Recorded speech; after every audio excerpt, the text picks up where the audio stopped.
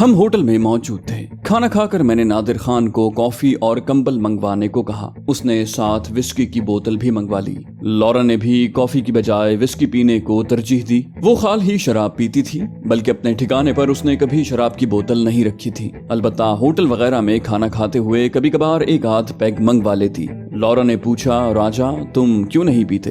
نادر بھی تو مسلم ہے۔ میں طنزیہ انداز میں بولا، نادر تو غیر عورتوں سے بھی تعلقات رکھتا ہے، اسمگلر بھی ہے، چوری ڈکیتی کرتے بھی نہیں جھجکتا، لوگوں کو اغوا بھی کرتا ہے، تو کیا مجھے بھی یہ سب کرنا چاہیے؟ لورا ترکی بترکی بولی، میں تمہاری بیوی ہوں جو ایک کمبل میں گھسنے پر تلے رہتے ہو، پری کے آگے پیچھے بھی ایسے گھومتے تھے جیسے تمہاری منکوہا ہو۔ تم نے راجپوت دادا اور پری کو اغوا بھی کیا تھا، وشال گپتا کے ہاں ڈکیتی بھی کی، قاتل تو پکے ہو، پھر صرف شراب نہ پینے میں تمہاری کون سی مسلمانی اٹکی ہوئی ہے؟ میں اطمینان سے بولا، میرے ہر عمل کے پس پردہ تکمیل مشن کی تحریک ہے، میں نے اپنی ذات کے لیے کوئی جرم نہیں کیا۔ وہ شرارت سے بولی، پری کو پھانسنا کون سا مشن تھا؟ میں ریشمی ڈوری اٹھا کر نادر کے قریب ہوا، بولا، ناگوار نہ گزرے تو ہاتھ پیچھے کرنے کی زحمت کر لیں مہاراج، میڈم کی بکواس تو اتنی آسانی سے ختم نہیں ہوگی۔ وہ لجاجت سے بولا، گنجائش نہیں ہو سکتی۔ میں نے نفی میں سر ہلایا، چکر باز کے ساتھ گنجائش کی تو اپنا بیڑا ڈبوئیں گے۔ وہ بولا، کوئی ایسا طریقہ کہ میں ہاتھ پاؤں بندھوانے سے بچ جاؤں؟ میں نے کہا، غسل خانے میں سو سکتے ہو تو گنجائش نکال لیتا ہوں۔ وہ ہاتھ پیچھے کرتا ہوا بولا، کس کے باندھنا، رسی کم پڑے تو الماری میں بھی رسی رکھی ہے۔ لورا نے بے ساختہ قہقہا بلند کیا، راجا پری کو تو بندش کی تکلیف سے بچانے کے لیے رت جگہ منا لیتے تھے، اس بیچارے پر ترس کیوں نہیں آ رہا؟ میں بھناتے ہوئے بولا، بھول گیا ہے اس عفیفہ نے کیا کیا تھا؟ سر کا زخم ٹھیک ہونے میں ہفتہ لگ گیا تھا۔ اس نے اپنے گلاس سے آخری گھونٹ بھر کر ایک اور قہقہا بلند کیا، بولی، بہرحال مجبور نہیں کرتی کہ یہ تمہاری ذمہ داری ہے، اور اس کا پستول بھی سنبھال لو۔ زستاوا میری جانب اچھال کر وہ کمبل میں گم ہو گئی۔ میں نے پستول پکڑ کر جیب میں ڈالا اور نادر سے پوچھا، اگر بیت الخلا وغیرہ کی حاجت ہے تو پوری کر لو، میں سو گیا تو پھر امید نہ رکھنا کہ تمہارے واویلے پر دھیان دوں گا۔ وہ بولا، پھر چند منٹ رک جاؤ،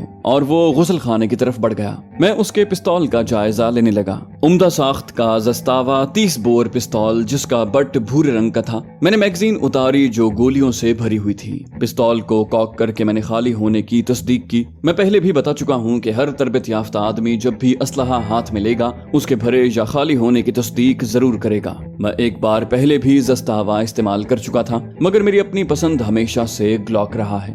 بریٹا بھی بہترین پستول ہے، اور میرے گلوک کو بریٹا پر ترجیح دینے کی کوئی ٹیکنیکل وجہ بھی نہیں ہے۔ عام طور پر تو جو پستول میسر ہو کام چلا لیتا ہوں، مگر چناؤ کا موقع ملے تو میرا انتخاب گلوک ہی ہوتا ہے۔ غسل خانے کے دروازے پر آہٹ ہوئی اور میں نے میگزین لگا کر زستاوا جیب میں ڈال لیا۔ نادر خان نے کرسی پر نشست سنبھالی اور ہاتھ پشت پر باندھ لیے، گویا وہ بندھنے کو تیار تھا۔ اس کا تعاون آمیز رویہ مجھے ترغیب دے رہا تھا کہ اس پر اعتبار کروں۔ میں نے پوچھا، کیا ہمیں تم سے کوئی خطرہ ہے؟ لورا کمبل میں گم تھی، اس لیے میں نے اردو بولنے میں حرج نہیں سمجھا تھا۔ وہ معنی خیز لہجے میں بولا، تمہاری ساتھی کو ہو سکتا تھا اگر تعارف نہ ہوتا تو۔ میں نے کہا، ویسے کبھی کبھار دھوکہ کھا لینا چاہیے۔ رسی جیب میں ڈال کر میں نے اس کی پیٹھ تھپتھپائی۔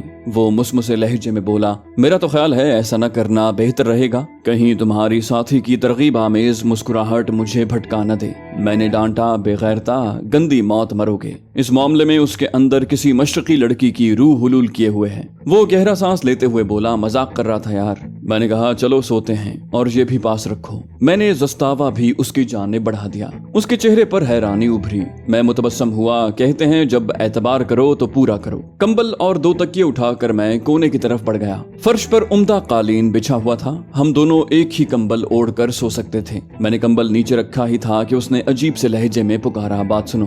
کہتے ہوئے میں پیچھے مڑا۔ زستاوا کی خوفناک بیرل کا رخ میری جانب تھا۔ میں ہکلا گیا، اب یہ کیا ہے؟ وہ بولا، معذرت یار، مگر اس چھوکری نے مجھے کہیں کا نہیں رکھا۔ دیکھو کمبل میں بھی اس کا شباب کیسے ابل رہا ہے، اب موقع مل ہی رہا ہے تو فائدہ نہ اٹھانا زیادتی ہوگی۔ یہ کہتے ہی اس نے کمبل کو کونے سے پکڑ کر گھسیٹ کر نیچے پھینک دیا۔ لورا پہلو کے بل لیٹی ہوئی تھی، ہڑبڑا کر اٹھ بیٹھی۔ کیا ہوا؟ شاید اس کی آنکھ لگ گئی تھی۔ اگر جاگ رہی ہوتی تب بھی اردو اس کے خاک پلے پڑنا تھی کہ صورتحال کا جائزہ لیے بغیر سمجھ سکتی۔ پستول کا رخ باری باری دونوں کی جانب کرتے ہوئے اس نے دھمکی دی، تم دونوں اپنے ہاتھ گردن کے پیچھے باندھ لو، ذرا سی غلط حرکت مجھے گولی چلانے پر مجبور کر دے گی۔ ہاتھ گردن کے پیچھے باندھتے ہوئے لورا برہم ہوئی، راجا یہ کیا ہے؟ میں بھی ہاتھ गर्दन के पीछे बांधते हुए नादिम हुआ, गलती हो गई। लॉरा ने होंठ चबाते हुए उसे घूरा, क्या चाहते हो? वो बोला, तुम्हें चाहता हूँ, और नज्जो जो चाहता है जरूर हासिल करता है। लॉरा ने मशवरा दिया, हमारी तुमसे कोई दुश्मनी नहीं है, बेहतर होगा फूट लो।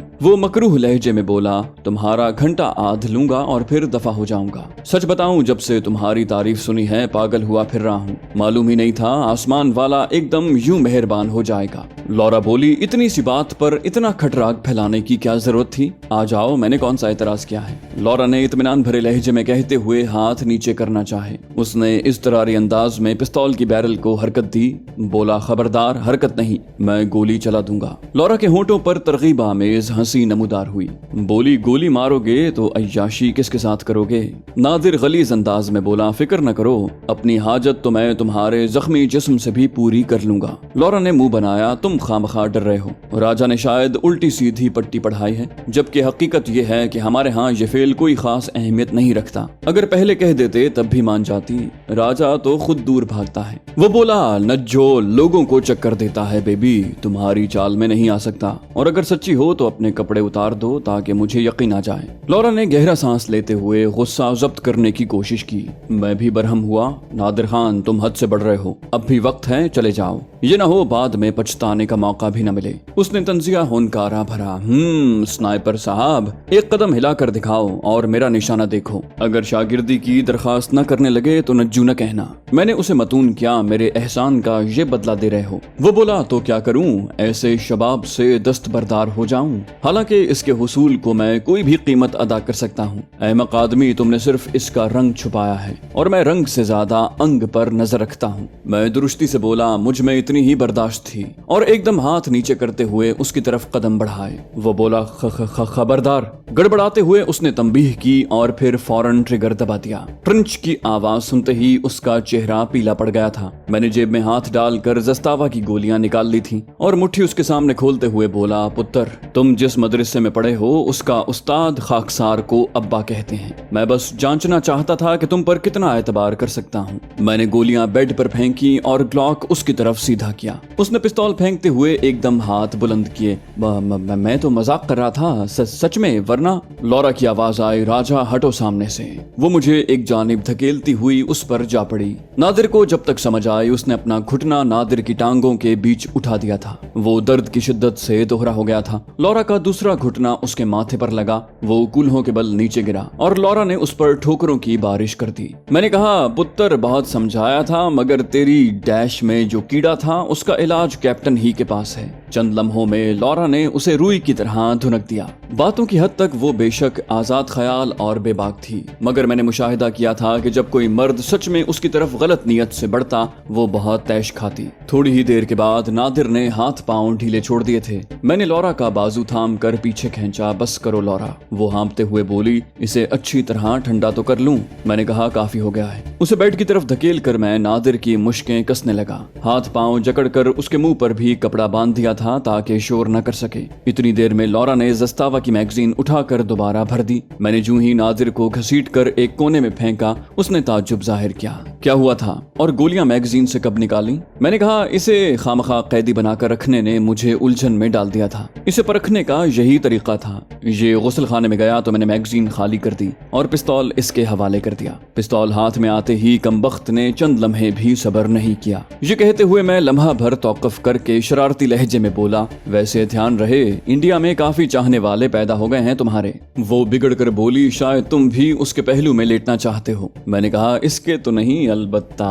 उसके नथने फूलते पिचकते देखकर मैंने फौरन बात तब्दील की, बल्कि किसी के भी नहीं। लोफर, लफंगा। आवाज़े बुलंद बड़बड़ाते हुए वो कंबल में रूपोश हो गई। मैं भी मुस्कुराते हुए अपनी जगह लेट गया। लॉरा का चिढ़ना और गुस्सा करना ही था जो मुझे मजाक करने की तरगीब देता था, वरना जैनी से मैंने कभी इस किस्म का मजाक नहीं किया था।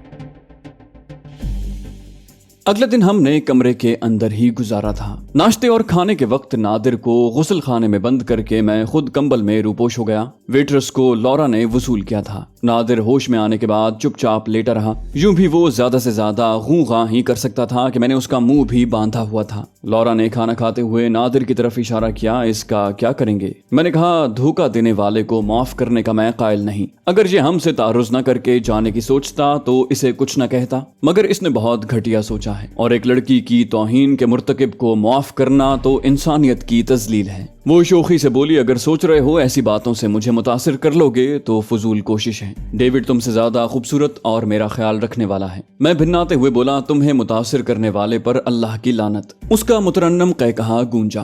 बोली, सफाइयां देने की जरूरत नहीं है, अपनी नीयत दुरुस्त करो। मैंने कहा, फजूल औरत। बेजारी से कहते हुए मैं टीवी की तरफ मुतवज्जे हो गया, जहां ब्रेकिंग न्यूज में एक खाली मकान में हमारे छुपने की बाबत इंकिशाफ किया जा रहा था। मीडिया को काफी देर से खबर दी गई थी। कहानी तकरीबन वही थी जो लौरा ने डॉक्टर सुजाता को फोन पर बता दी थी। वहां से फरार होने वाली लड़की की शनाख्त नहीं हो सकी थी। पुलिस लड़की की तलाश में थी। न्यूज़कास्टर ने नामालूम लड़की को पुलिस के पास पेश होने की दरखास्त करते हुए तहफ्फुज की यकीन दहानी करवाई थी। लौरा भी स्क्रीन की तरफ मुतवज्जे थी, मगर उसकी समझ में तफसील नहीं आ रही थी। वो मुझसे इस्तफसार करने लगी, क्या कह रहे हैं? मैंने कहा, हमारे गुज़श्ता ठिकाने को ज़ेरे बहस लाए हुए हैं। सब कुछ वही जैसा हमने सोचा था। मैंने डॉक्टर सुजाता के जिक्र से एहतराज बरता कि नादिर खान को कत्ल करने का इरादा नहीं था, अलबत्ता उसे सबक सिखाने का अहद कर चुका था। लौरा ने भी मेरे गोलमोल जवाब पर असबात में सर हिला दिया, क्योंकि इस मामले में उसका दिमाग भी खूब काम करता था। मेरी बहुत सी बातों को वो बगैर वजाहत जान जाती थी। हम में पेशावराना यकसानियत पाई जाती थी और दो स्नाइपर बेशक मुख्तलिफ ममालिक और जिन से ताल्लुक रखते हों,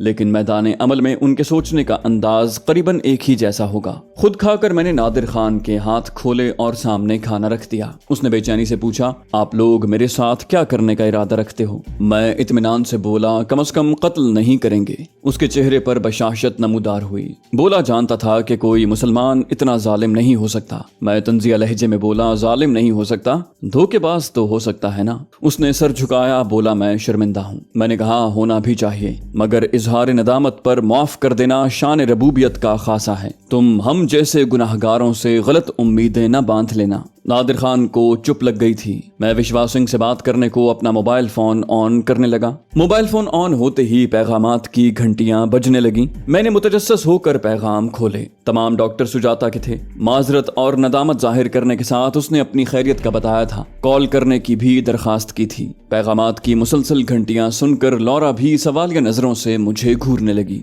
मैंने कहा, डॉक्टर अपनी खैरियत का बता रही है और बात करना चाहती है। लौरा तदब्बुर से बोली, जरूर करो, वरना उसकी पशेमानी में इजाफा होता जाएगा। मैंने कहा, पहले इसका बंदोबस्त कर लूं। मैंने नादिर की तरफ इशारा करके प्रीतो भाभी को कॉल मिला दी। प्रीतो भाभी से हेलो हाय करके मैं विश्वास सिंह से बात करने लगा। रस्मी कलिमात की अदायगी के बाद मैं मतलब की बात पर आया। शायद आज रात तुम्हारे यहाँ आना पड़े।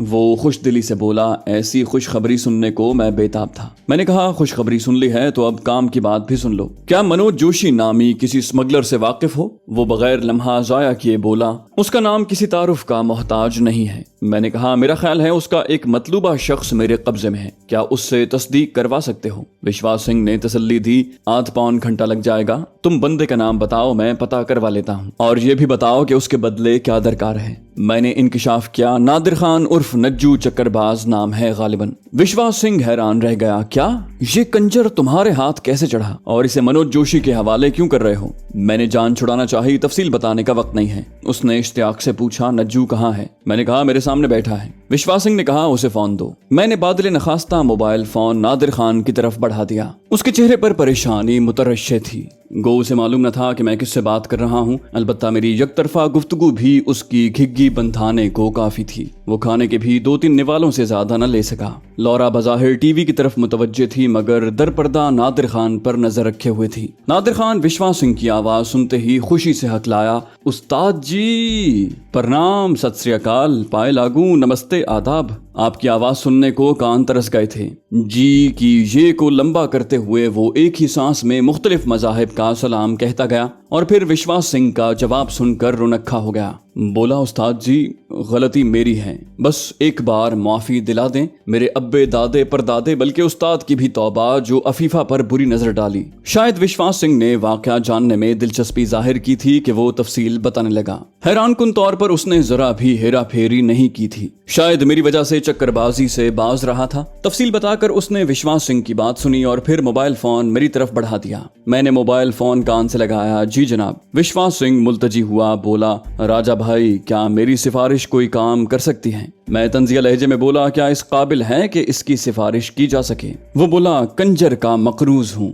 دھرمو دادا کے اڈے پر جب چھاپا پڑا تھا تب اسی کی وجہ سے مجھے فرار کا موقع ملا تھا، ویسے بھی کافی دفعہ کام آیا ہے۔ اگر زیادہ غصہ نہ ہو تو گنجائش کر دو، ورنہ میں سفارش ہی کر سکتا ہوں۔ میں متبسم ہوا، یہ تو تمہاری غلط فہمی ہے کہ تم صرف سفارش کر سکتے ہو، بہرحال اس کا کیا کروں؟ وشواس سنگھ اعتماد سے بولا، جانے دو اور بے فکر رہو، یہ تمہاری جگہ کے بارے میں کسی کو کچھ نہیں بتائے گا، اس کی ذمہ داری میں لیتا ہوں۔ میں نے کہا، جیسے تمہاری مرضی، اور میں نے الوداعی کلمات کہتے ہوئے رابطہ منقطع کر دیا۔ لورا بھناتے ہوئے بولی، اب مجھے بھی بتا دو کہ کیا چل رہا ہے۔ میں نے مختصراً کہا کہ وشواس سنگھ اسے چھوڑنے کی سفارش کر رہا ہے۔ لورا برہم ہوئی، میں اسے سزا دیے بغیر نہیں بخشنے والی۔ میں نے کہا، میں وشواس سنگھ کو زبان دے چکا ہوں۔ وہ بپھر گئی، بولی، مجھ سے مشورہ کیے بغیر؟ میں نے بیزاری ظاہر کی، کیا یہ خفا ہونے کی بات ہے؟ وہ شاکی ہوئی، اور اب بھی بتانے کی کیا ضرورت تھی؟ میں جھلاتا ہوا بولا، وشواس سنگھ نے کہا ہے اسے چھوڑ دو، میں بھی یہی چاہتا ہوں، اگر تمہیں کوئی اعتراض ہے تو جو مرضی آئے کرو۔ وہ طنزیہ لہجے میں بولی، چند لمحے پہلے تمہارا کوئی اور ارادہ تھا، یا وشواس سنگھ کے کہنے پر اس کا گناہ ہلکا ہو گیا ہے؟ میں نے صفائی دی، دنیا کا کوئی بھی قانون ارادے پر سزا نہیں سناتا،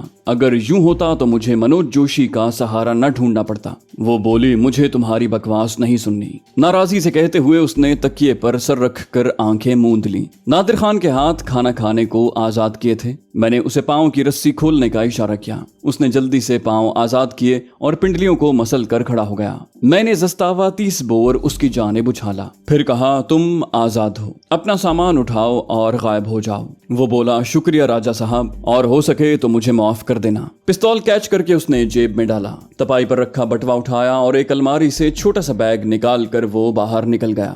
گو وشواس سنگھ کی یقین دہانی کے باوجود مجھے نادر خان کو اپنا کام پورا ہونے سے پہلے چھوڑنا مناسب نہیں لگ رہا تھا، لیکن مجبوراً کڑوا گھونٹ لینا پڑا۔ کبھی کبھار دوستوں کی خاطر ایسے خطرے مول لینا پڑتے ہیں۔ نادر خان کے رخصت ہوتے ہی میں ڈاکٹر سجاتا کو کال کرنے لگا۔ پہلی گھنٹی پر ہی اس نے کال وصول کر لی۔ وہ سخت شرمندہ تھی، بار بار معذرت چاہ رہی تھی۔ میں نے خوشگوار موڈ میں اسے تسلی دی اور مسئلہ حل ہونے کا بتا کر رابطہ منقطع کر دیا۔ خامخواہ اسے ذہنی اذیت اور خود ساختہ گناہ میں مبتلا رکھنا کہاں کا انصاف تھا۔ اگر ہم اس کے محسن تھے تو اس نے بھی ہمارے لیے خطرہ مول لیا تھا، اور مجھے تو ایک بار پولیس سے بھی بچایا تھا۔ لورا گھنٹہ آدھ گھنٹہ لیٹنے کے بعد اٹھ گئی۔ نادر خان کا ذکر چھڑے بغیر وہ کھڑکی کے قریب پہنچی اور پھر SR-1 کا بیگ کھول کر رائفل جوڑنے لگی۔ میں بھی اٹھ کر اس کے قریب پہنچ گیا۔ ہم ہدف سے بلندی پر تھے، اس لیے براہ راست رینج کی بجائے افقی رینج کا فارمولہ لگنا تھا۔ پہلے بھی وضاحت کر چکا ہوں کہ بلندی سے پستی یا نشیب سے اونچائی پر فائر کرتے وقت ایک ہی فارمولہ لگتا ہے،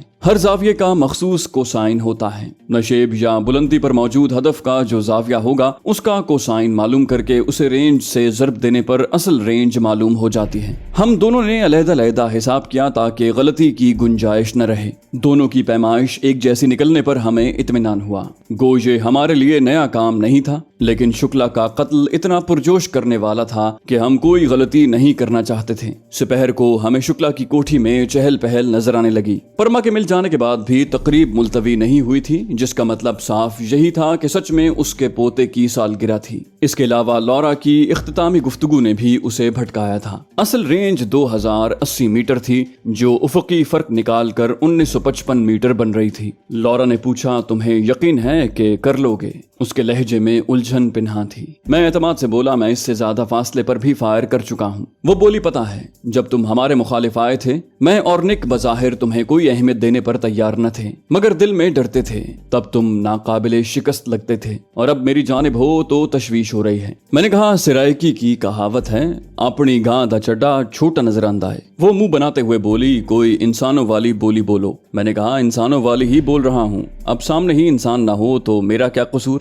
बोली, अब मतलब भी समझाओगे या इसके लिए पाकिस्तान जाकर सारी ज़बानें सीखना पड़ेंगी? मैंने वजाहत की, इसका मतलब है अपनी गाय के थन छोटे ही नजर आते हैं, उर्फ़े आम में घर की मुर्गी दाल बराबर। वो फिक्रमंदी से बोली, राजा ये मूजी बच गया तो फिर मुश्किल ही हाथ आएगा। मैं आज ही इसका कांटा निकालना चाहती हूँ ताकि वापस जाकर बकिया जिंदगी सुकून से गुजार सकूं। डेविड के साथ बड़े लंबे प्रोग्राम सोचे हुए हैं। मैं हंसा, कहा, तुमने परमा के अगवा तक मेरे साथ रहने का वादा भी किया है। वो खुलूस से बोली, तुम्हारे साथ तब तक रहूंगी जब तक तुम खुद नहीं कह देते कि मेरी जान छोड़ो। मैं हंसा, अगर ऐसा है तो सुबह तुम्हें अलविदा करूंगा। उसने आंखें निकाली, इतने तंग आए हो? मैंने कहा, जितना तुम सोच रही हो उससे कहीं ज्यादा। वो तंजिया लहजे में बोली, पलावशा खान याद आ रही होगी ना? मैंने हकीकत उगली, वो भूली कब है जो याद आएगी। उसने मुंह बनाया, मुकालमे के अलावा भी कुछ आता है। मैं तुर्की बतुर्की बोला, जो न माने उससे जबरदस्ती कुछ तस्लीम करवाना हिमाकत कहलाती है। हमारी नोक झोंक के दौरान अंधेरा छा गया था। कोठी के वसी सब्जाजार पर चहल पहल शुरू हो गई थी।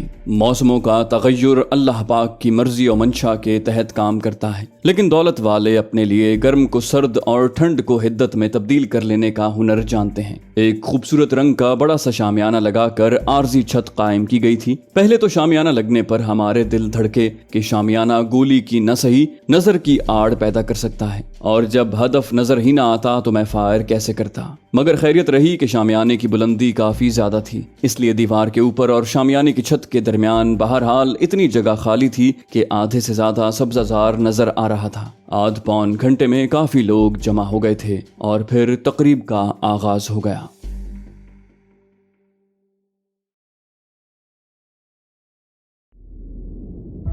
दोस्तों, उम्मीद करते हैं आपको हमारी वीडियो पसंद आई होगी। अगर आप इस्लामी और तारीखी शख्सियात पर मबनी कहानियां सुनना चाहते हैं तो हमारे दूसरे चैनल दास्तान को सब्सक्राइब कीजिए और कमेंट सेक्शन में हमें बताइए कि आप कौन सी तारीखी और इस्लामी कहानियां सुनना चाहते हैं। जाने से पहले वीडियो को लाइक कर दीजिए। इंशाल्लाह अगली किस्त में आपसे मुलाकात होगी। तब तक अल्लाह हाफिज।